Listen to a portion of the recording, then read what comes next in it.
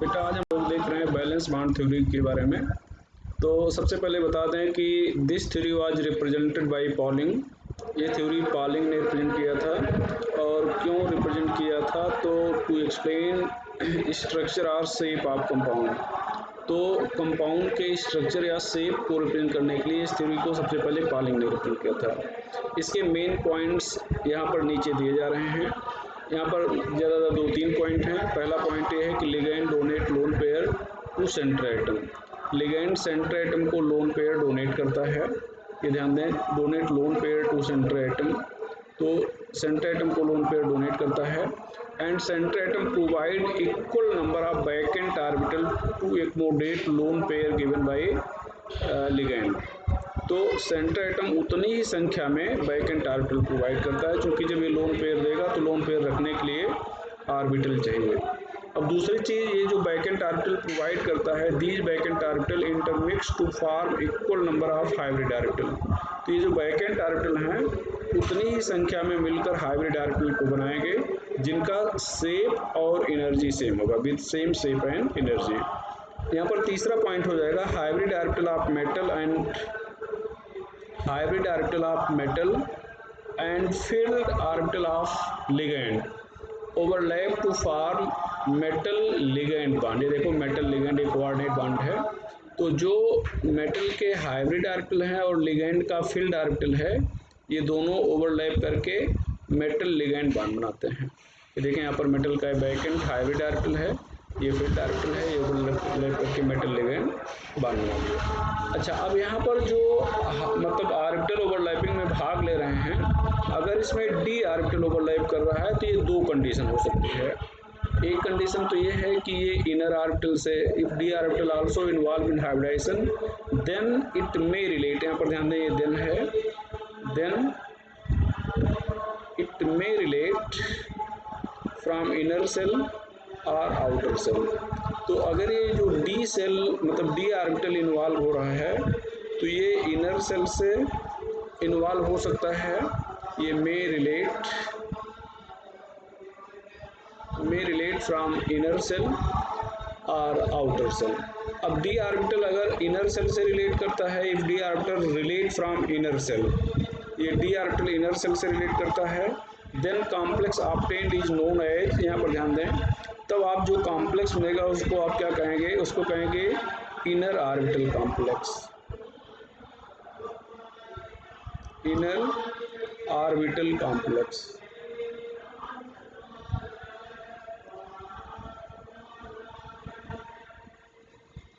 और उसी को आप कहेंगे लो spin complex.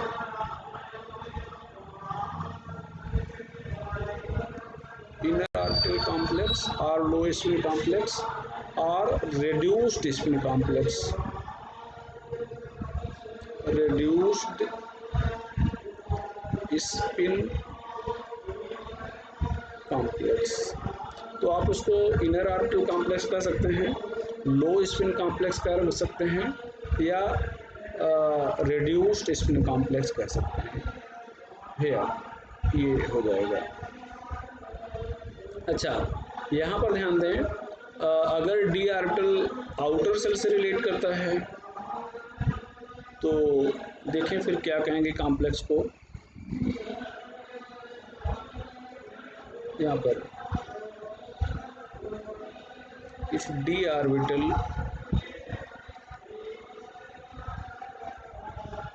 Involve in hybridisation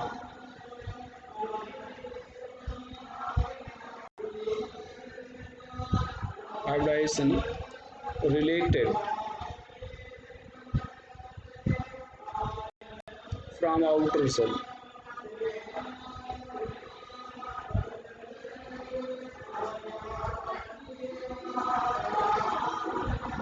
then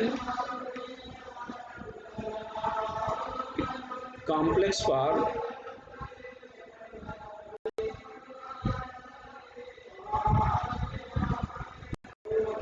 is known as outer orbital complex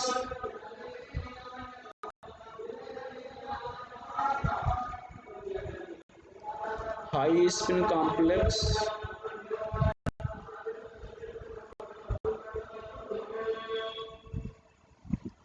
और स्पिन फ्री कॉम्प्लेक्स।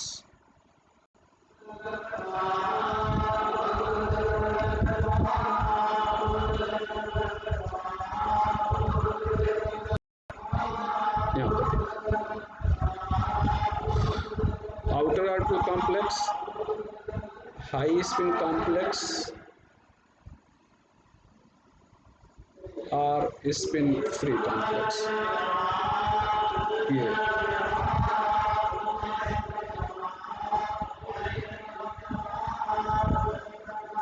ये इन जनरल डायमेट्रिक हो गए, इन जनरल डायामैग्नेटिक हो गए। मतलब यहाँ पर इलेक्ट्रॉन जनरली पेयर्ड हो गए, लेकिन निश्चित नहीं है। इन जनरल पैरामैग्नेटिक, ये इन जनरल पैरामैग्नेटिक हो गए। हम लोग बैलेंस बॉन्ड थ्योरी देख लिए। बैलेंस बॉन्ड थ्योरी के हेल्प से अगर हम लोग स्ट्रक्चर देखना चाहें तो फिर हम लोग थोड़ा सा एक्सप्लेन नहीं कर पाएंगे, उतना ज़्यादा समझ में नहीं आएगा। इसलिए हम लोग इसको एक्सप्लेन करने के लिए थोड़ा सा हम लोग चर्चा करते हैं। स्पेक्ट्रोकेमिकल सीरीज पर थोड़ा सा देख लेते हैं। यहाँ पर ये स्पेक्ट्रोकेमिकल सीरीज इसका पार्ट नहीं है, ये ध्यान रखिएगा। स्पेक्ट्रोकेमिकल सीरीज आगे हम लोग क्रिस्टल फील्ड थ्योरी में पढ़ेंगे।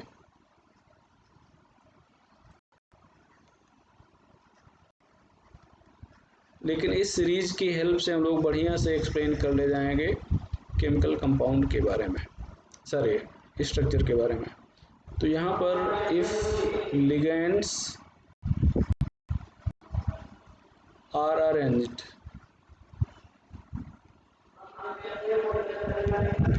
in increasing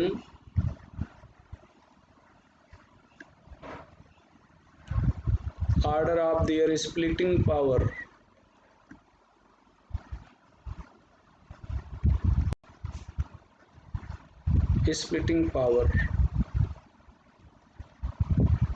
then a series is obtained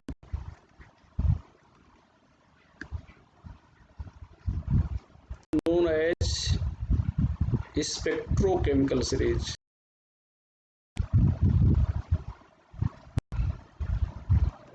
तो आप एक सीरीज प्राप्त करेंगे जिसको स्पेक्ट्रोकेमिकल सीरीज कहेंगे, which is as follow, which is as follow। यहाँ पर आयोडीन माइनस, ये बी आर माइनस, यहाँ पर S double minus, C L minus, F minus, यहाँ पर O H minus, C2O4 double minus,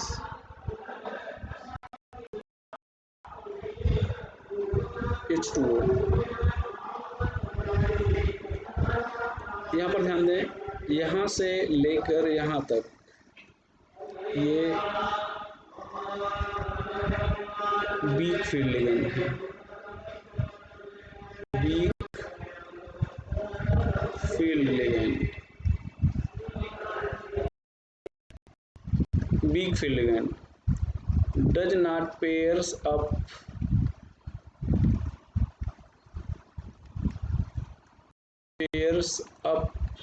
electron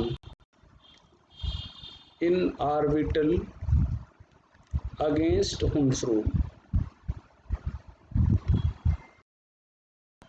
against Hund's rule।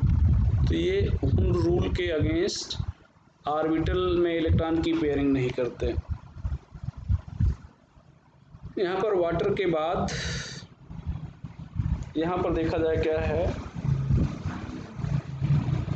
EDTA है,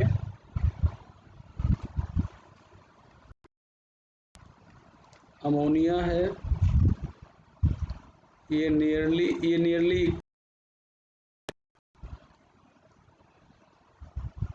ईन है, ethylene diamine कहते हैं। यहाँ पर आर्थोफिनान्थ्रीन है,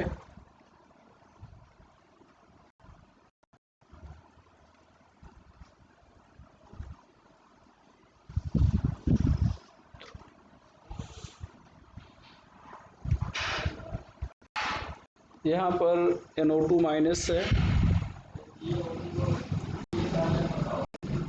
CN माइनस है, CO ये है। यहाँ पर ये हैं, इनको हम लोग याद करने की कोशिश करेंगे। इनको कहते हैं स्ट्रॉन्ग फील्ड लिगेंड। ये स्ट्रॉन्ग फील्ड लिगेंड है।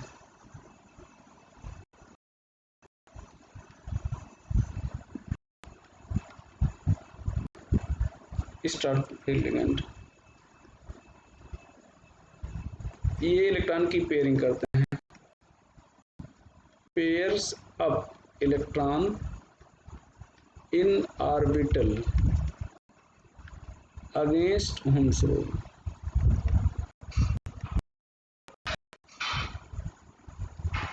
अगेंस्ट हुम्स रूल यहाँ पर नोट करके NH3 is weak field ligand या weak ligand for iron and nickel। तो ये जो NH3 है ये वीक लिगेंड है, किसके लिए? आयरन और निकल के लिए, मतलब ये इलेक्ट्रॉन की पेयरिंग नहीं करेगा। तो इसके हेल्प से हम लोग हाइब्रिडाइजेशन देखेंगे। एक चीज़ हो गया बेटा। यहाँ पर एक और चीज़ हम आपको बता दें, मैग्नेटिज्म की चर्चा करते हैं।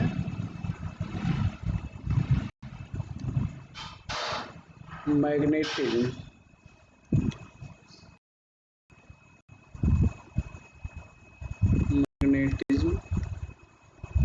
Of D this is D block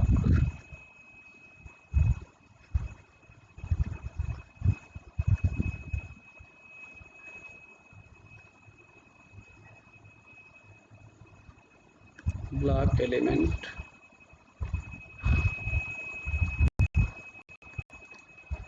or their compound is measured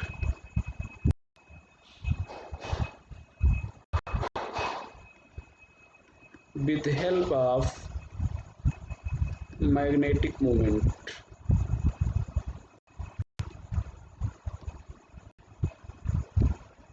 D block element के कंपाउंड का जो मैग्नेटिज्म है वो हम लोग मैग्नेटिक मोमेंट से मेजर करते हैं। यहाँ पर देखा जाए मैग्नेटिक मोमेंट, यहाँ पर which is as follow।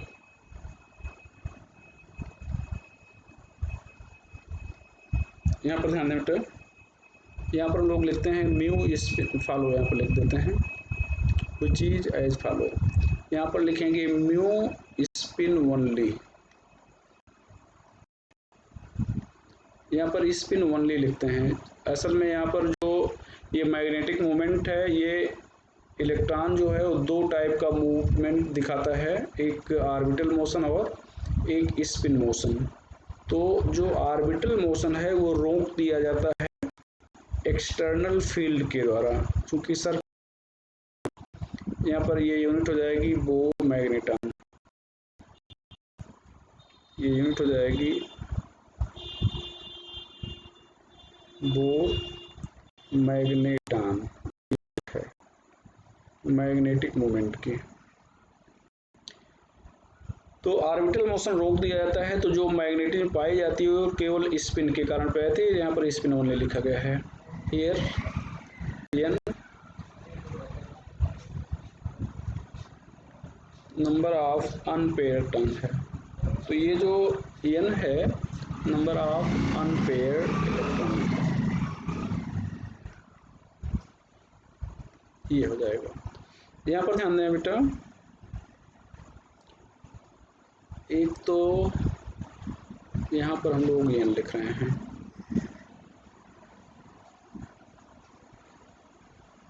यहाँ पर n वैल्यू ऑफ n, यहाँ पर न्यू 1 2 3 4 5। तो यहाँ पर जब 1 2 3 4 5 लिखेंगे तो 1.71 bm, 2.78 bm, 3.83 bm, 4.87 bm, 5.95 bm, ये हो जाएगा। इस चीज़ को हम लोग जानते रहेंगे। अब यहाँ तक हम लोग देखें, ये स्पेक्ट्रोकेमिकल सीरीज की बात करें और मैग्नेटिक मोमेंट की बात करें, तो ये दोनों की हेल्प से हम लोग बात करेंगे किसकी भैया, हाइब्रिडाइजेशन कैसे निकालेंगे, इन चीज़ की बात करेंगे। ये इतना पार्ट जो हम सर्कल कर दे रहे हैं ये है, इसकी हेल्प से हम लोग थोड़ा सा हाइब्रिडाइजेशन देखने चल रहे हैं। अब यहाँ पर ध्यान दें, जैसे हम लोग एग्जांपल ले रहे हैं, यहाँ पर NiCl4,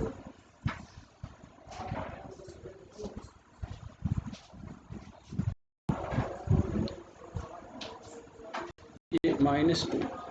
अब यहाँ पर अगर हम लोग देखें तो निकल का यहाँ पर ये हो जाएगा x, ऑक्सीडेशन नंबर निकाल लिया जाए तो यहाँ पर हम लोग देख रहे हैं x, Cl का होता है -1, 4 है, मल्टीप्लाई कर देंगे -2, यहाँ पर x इक्वल टू +2 हो जाएगा। अब यहाँ पर देखें इलेक्ट्रॉनिक कन्फिग्रेशन ऑफ Ni,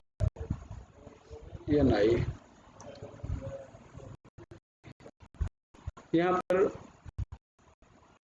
ये हो जाएगा 3D8 4s2 यहाँ पर।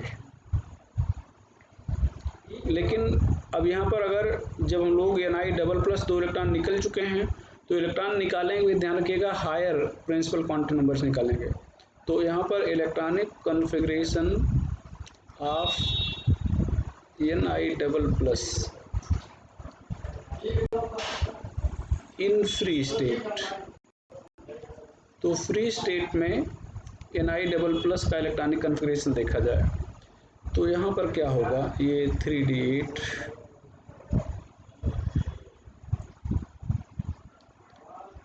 ये यहाँ पर आप 8 इलेक्ट्रॉन रख रहे हैं,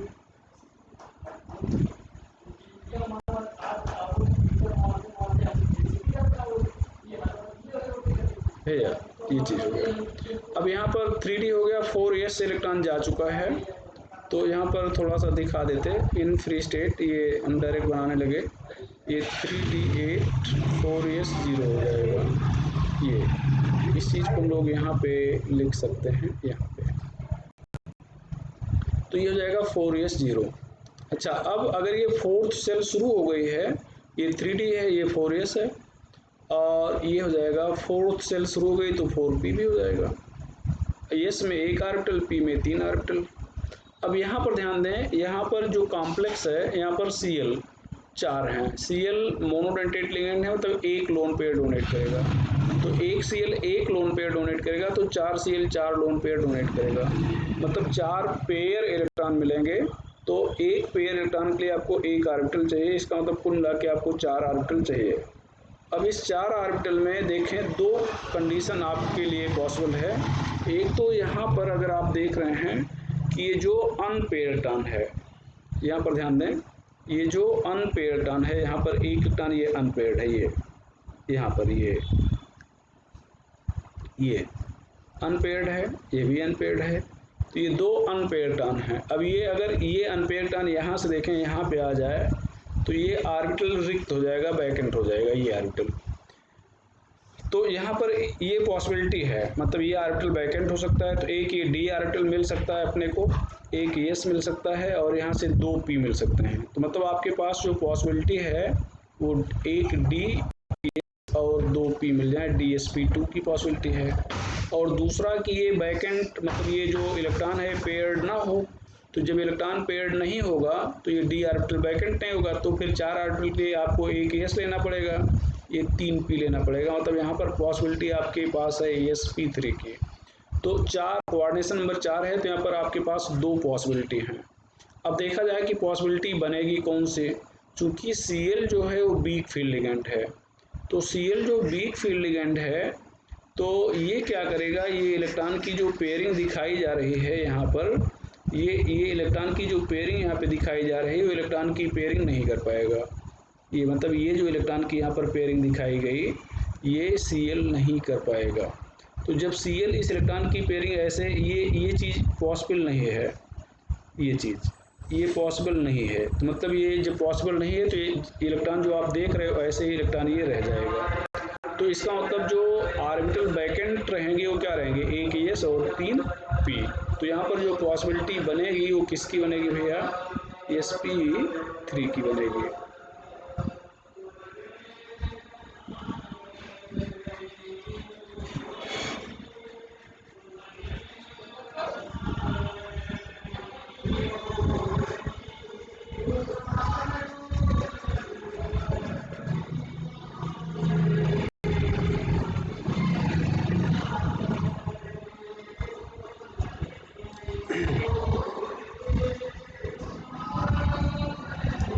तो यहाँ पर देखा जाए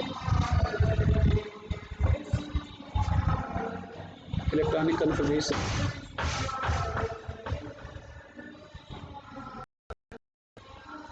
of Ni double plus in hybrid state. Hybrid state में क्या होगा, यहाँ पर देखिए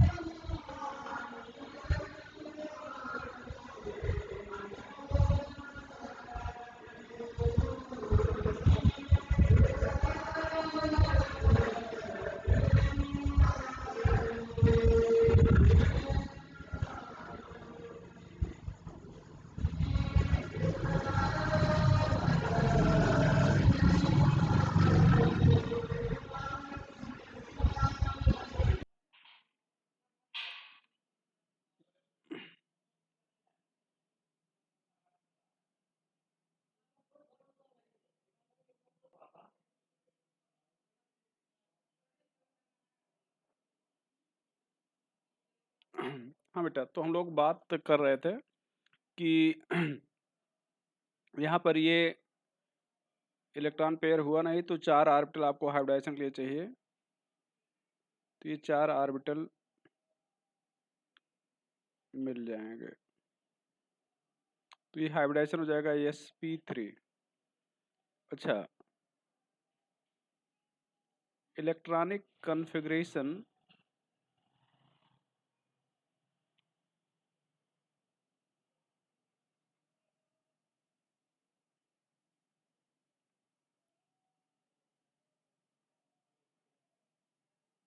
Ni double plus in complex,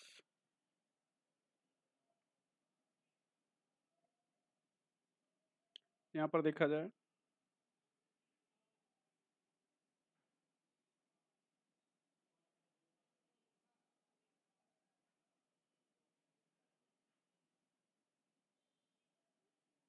यहाँ पर 2 इलेक्ट्रॉन हैं, ये 2 इलेक्ट्रॉन हैं, ये 2 इलेक्ट्रॉन हैं, ये 1 है, ये 1 है। यहाँ पर आप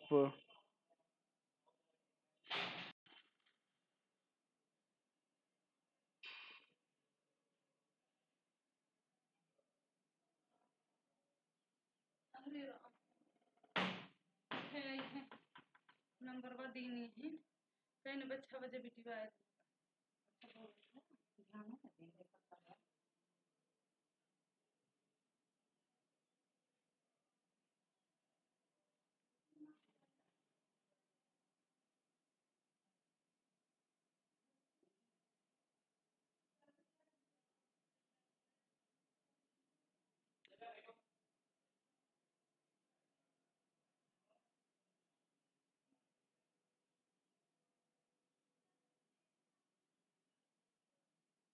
ये 2 इलेक्ट्रॉन डोनेट करेंगे।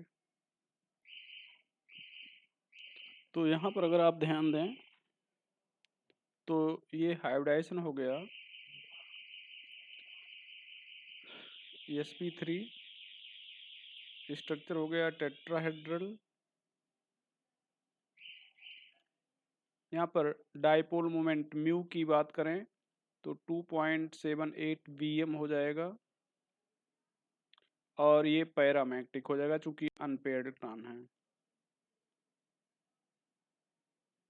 अब ये से हम लोग आगे देखते हैं।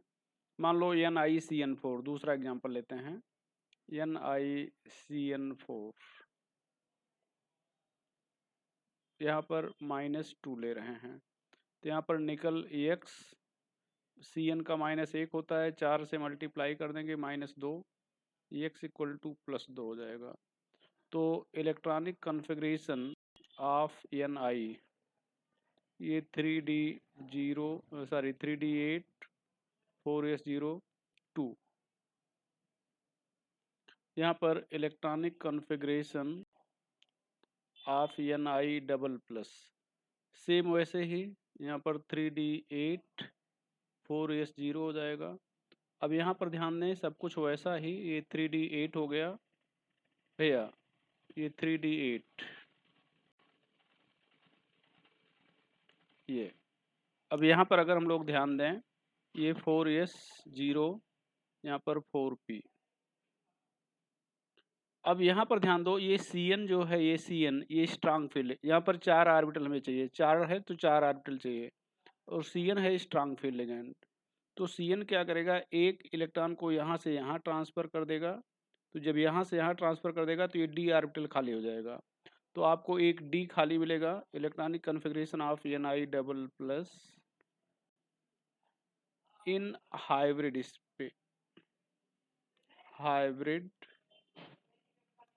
स्टेट। तो यहाँ पर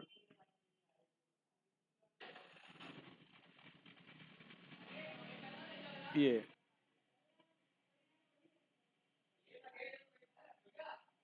अब ये 4 ऑर्बिटल अगर आप ध्यान दें, ये एक ऑर्बिटल खाली हो गया है, आपको 4 चाहिए था।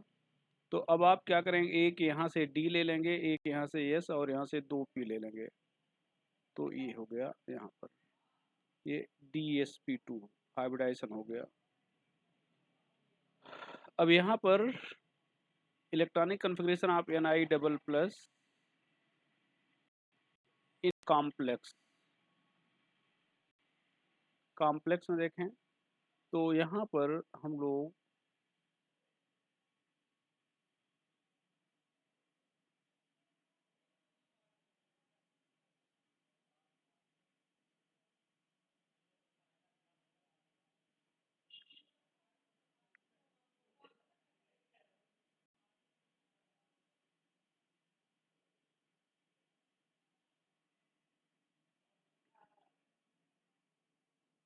ये हाइब्रिडाइजेशन है। अब यहाँ पर अंतर क्या है, ये Cn अपना लोन पेयर डोनेट कर रहा है, ये lone pair lone pair lone pair lone pair, यहाँ डोनेट किया डोनेट किया डोनेट किया डोनेट किया। तो यहाँ पर प्लस सॉरी ये पेयर्ड ऑर्बिटल हो जाएंगे। अब यहाँ पर देखें सारे इलेक्ट्रॉन पेयर्ड हैं। तो यहाँ पर हाइब्रिडाइजेशन हो गया DsP2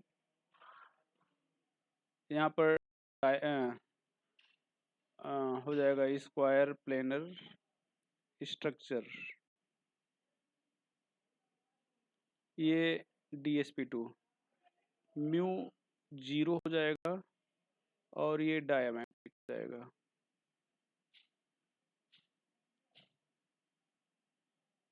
म्यू 0 हो जाएगा, डायमेट्रिक हो जाएगा।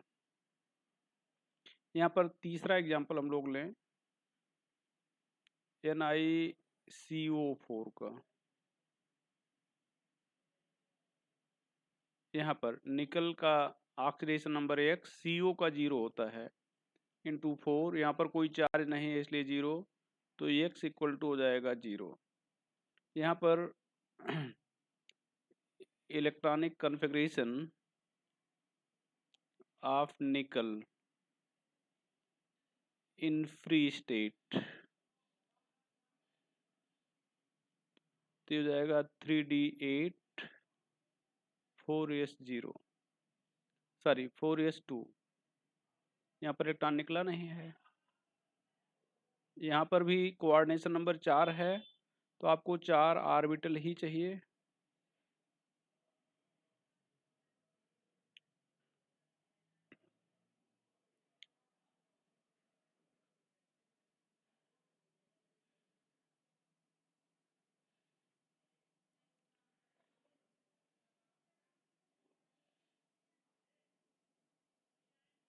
ये 4 ऑर्बिटल आपको चाहिए।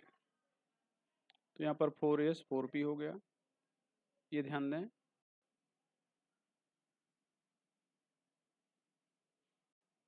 ये अब ये क्या होगा, electronic configuration of Ni in hybrid state, hybrid state. तो यहाँ पर ध्यान दें बेटा, ये जो CO है ये स्ट्रांग फील्ड लिगेंड है, ये CO स्ट्रांग फील्ड लिगेंड है। तो क्या करेगा, एक इलेक्ट्रॉन को यहाँ से यहाँ पर भेज देगा और एक इलेक्ट्रॉन को यहाँ से यहाँ पर भेज देगा। तो जब ऐसा करेगा तो ये ध्यान दो, ये अब यहाँ पर 2 इलेक्ट्रॉन पहले से थे, 2 इलेक्ट्रॉन पहले से, 2 इलेक्ट्रॉन पहले से, एक था अब 2 हो गया, एक था अब 2 हो गया, या ये खाली हो गया, ये P भी खाली हो गया। आपको 4 ऑर्बिटल चाहिए थे तो चारों मिल गए। अब ये चारों मिल गए तो ये हाइब्रिडाइजेशन हो जाएगा sp3। अब यहाँ पर electronic configuration of Ni in complex, तो यहाँ पर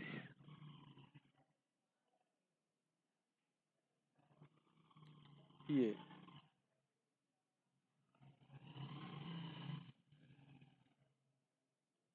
कॉम्प्लेक्स में हम लोग चर्चा करेंगे।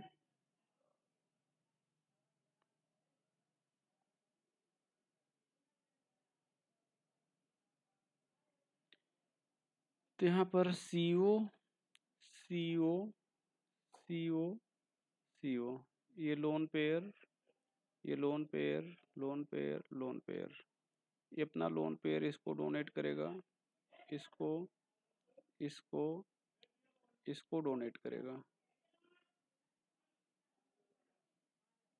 अब इसको डोनेट कर दिया तो ये कुल स्ट्रक्चर बन गया मिला के।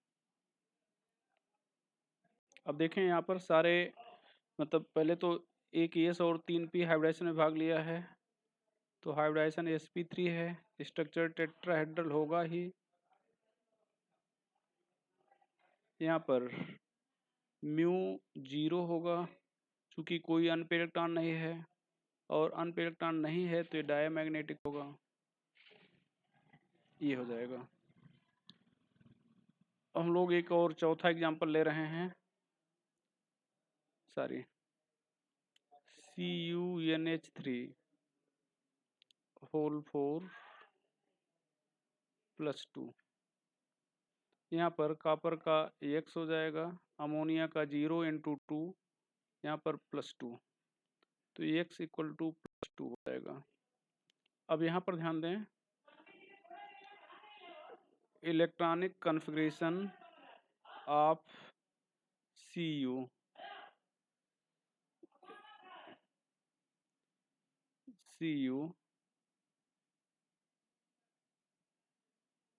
Double plus in free state,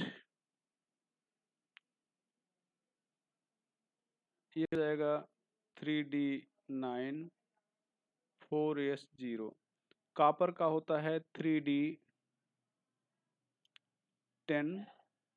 4S1 होता है। तो एक इलेक्ट्रॉन यहाँ से निकल जाएगा और एक यहाँ से निकल जाएगा, 3D9 हो जाएगा। अब यहाँ पर ध्यान दें, ऑर्बिटल के रूप में हम लोग देखें अगर इसको, तो ये हो जाएगा, यहाँ पर ये 4S हो गया और ये 4P हो गया। अब यहाँ पर हम लोग देखें, ये 9 इलेक्ट्रॉन है, तो 4 ऑर्बिटल तो पेयर्ड हैं, ये एक अनपेयर्ड है। अब ये जो अमोनिया है ये स्ट्रांग फील्ड लिगेंड है, तो ये इलेक्ट्रॉन की पेयरिंग करता है। लेकिन अब एक ही अनपेयर इलेक्ट्रॉन है, तो इसको पेयर कैसे करेगा? ये क्या करेगा, इस इलेक्ट्रॉन को यहाँ से यहाँ पर भेज देगा। तो अब यहाँ से अगर यहाँ पे चला जाएगा तो ये ऑर्बिटल वैकेंट हो जाएगा। क्यों चला जाएगा, ये एक्सप्लेन हम लोग इस थ्योरी से नहीं कर पाएंगे। तो फिर जानेंगे कैसे? जानेंगे इस तरह से कि हम लोग स्ट्रक्चर देखते हैं, और स्ट्रक्चर जो है वो स्क्वायर प्लेनर होता है। इसका मतलब निश्चित रूप से एक डी ऑर्बिटल हाइब्रिडाइजेशन में भाग लिया होगा, और डी ऑर्बिटल हाइब्रिडाइजेशन में तभी भाग लेगा जब उसका इलेक्ट्रॉन यहाँ से निकल जाए।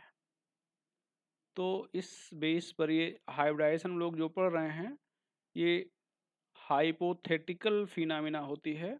मतलब हम लोग सोचते हैं कि ऐसा ऐसा हुआ होगा, ये एक्चुअली दिखता नहीं है। तो ये केवल कल्पना पर आधारित है, हमारे इमेजिन करते हैं कि ऐसा हुआ होगा, और वो हम लोग रिजल्ट देख के बताते हैं। तो ये एक इलेक्ट्रॉन यहाँ से यहाँ पे चला आया, क्यों, कैसे हम जान रहे हैं? क्योंकि इसका मतलब जो स्ट्रक्चर बनेगा वो स्क्वायर प्लेनर बनेगा, और स्क्वायर प्लेनर बन रहा है, इसका मतलब एक डी ऑर्बिटल यूज हुआ है, और डी तभी यूज होगा जब ये वैकेंट हो। तो वैकेंट हो तो इसका मतलब ऑर्बिटल यहाँ से, इलेक्ट्रॉन यहाँ से निकलेगा, और निकलेगा तो निश्चित रूप से यहाँ पी में जाएगा। क्यों जाएगा ये थ्योरी एक्सप्लेन नहीं कर पाती, ठीक है, क्योंकि जो 3D है वो 4P से लोअर एनर्जी लेवल है। 3 जैसे हमारे हाथ में ये 3D है और ये 4P है, तो अगर हम कोई चीज़, मान लो हमारे ये पेन है, इस पेन को गिरा रहे हैं तो ये नीचे आएगी, मतलब नीचे आ जाएगी। तो नीचे आ रही तो इसमें आपको कोई प्रॉब्लम नहीं है, लेकिन अगर ये पेन हम छोड़ दें और ऊपर चली जाए तो फिर प्रॉब्लम होगी। प्रॉब्लम ये होगी कि ऊपर जाने के लिए एनर्जी चाहिए, और वो एनर्जी हमें कहाँ से मिलेगी, वो ये थ्योरी एक्सप्लेन नहीं कर सकती, कर रही है। तो 3D लोअर एनर्जी लेवल है, 4P हायर एनर्जी लेवल है। यहाँ पर इलेक्ट्रॉन लोअर एनर्जी लेवल से हायर एनर्जी लेवल में जा रहा है, जिसके लिए एनर्जी कहाँ से मिल रही है वो इस थ्योरी से हम लोग एक्सप्लेन नहीं कर पाते। और क्या ऐसा हमेशा होगा? ऐसा 2 केस में होगा, कॉपर के केस में और कोबाल्ट के केस में। ये ध्यान रखिएगा कि ऐसा हम लोग कॉपर के केस में पढ़ेंगे, और कोबाल्ट के केस में भी एक आध जगह पे पढ़ते हैं, तो ये ध्यान रखिएगा। अब यहाँ पर भैया ये इलेक्ट्रॉन दिखा दे रहे हैं हम लोग, यहाँ पर ये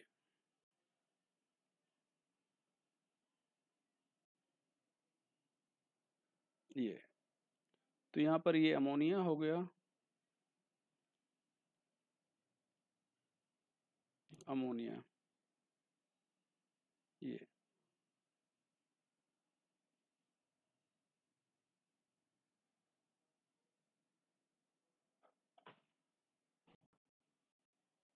ये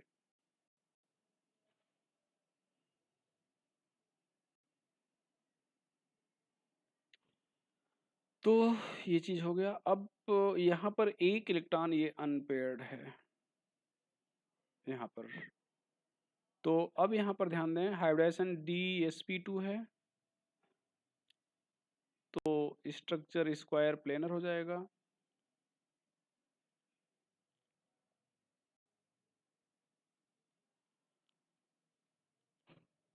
यहाँ पर म्यू 1.71 BM हो जाएगा, और चूंकि एक इलेक्ट्रॉन है अनपेयर्ड, इसलिए पैरामैग्नेटिक हो जाएगा।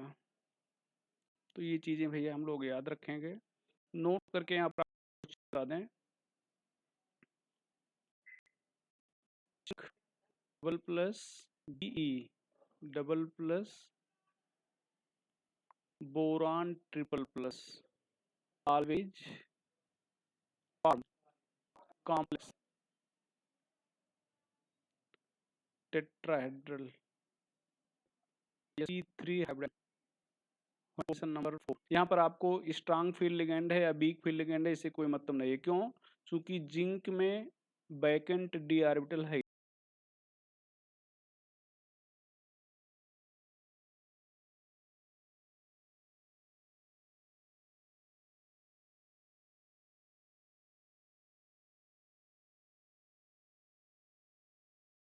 नहीं है, बेरिलियम और बोरान में होता ही नहीं है। तो एक पॉइंट आप ये जानते रहेंगे। दूसरा, यहाँ पर in case of Palladium and platinum hybridization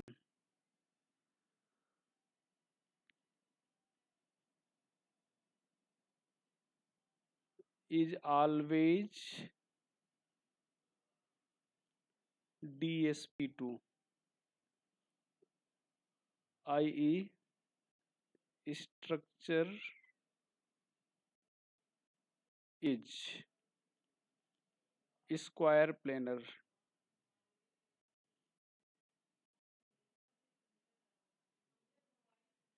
If coordination number is 4। ये ध्यान रखिएगा, यहाँ पर हम लोग ये नहीं देखेंगे कि लिगेंड कैसा है, वीक है या स्ट्रांग है। ये चीज़ आप लोग ध्यान रखेंगे। यहाँ पर DsP2 और यहाँ पर sp3।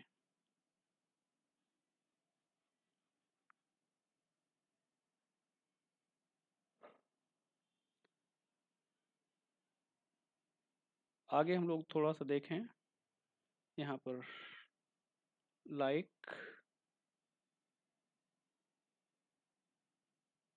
यहाँ पर NiCl4 -2 PdCl4 -2 Pt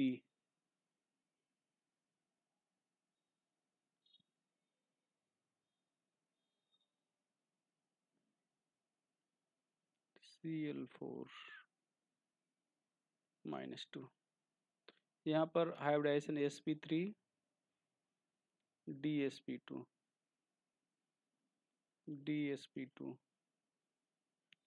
para magnetic diamagnetic.